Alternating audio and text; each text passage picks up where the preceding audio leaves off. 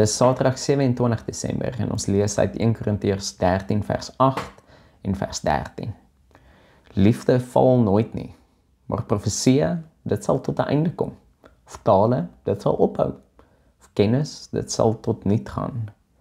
En nou bly geloof, hoop en liefde, hierdie 3.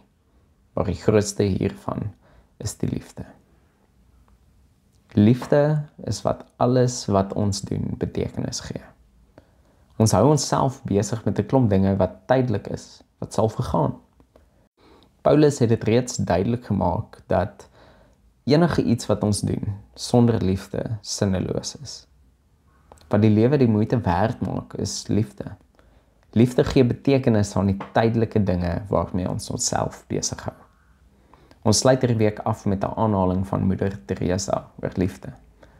I'm not sure exactly what heaven will be like, but I know that when we die, and it comes time for God to judge us, He will not ask, how many good things have you done in your life?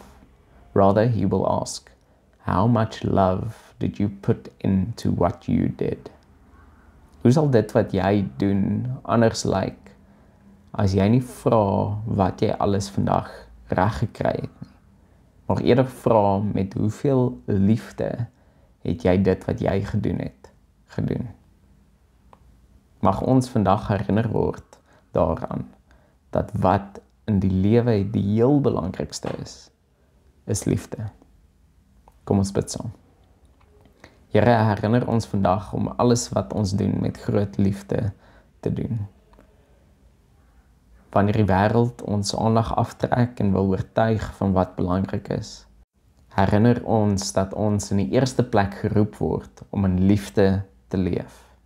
Liefde met U, liefde met mekaar en liefde met die skepping. Amen.